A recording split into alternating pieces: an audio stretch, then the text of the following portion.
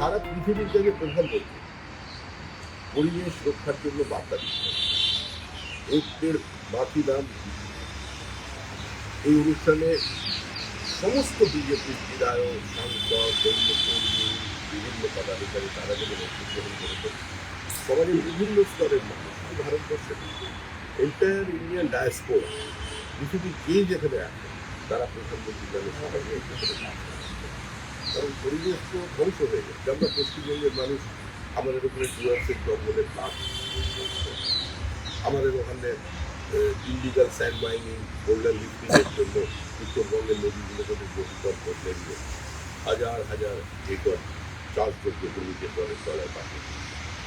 তারা জায়গায় পরিবেশের বিরুদ্ধে যুদ্ধ ঘোষণা করা হয়েছিল আমাদের কাছে।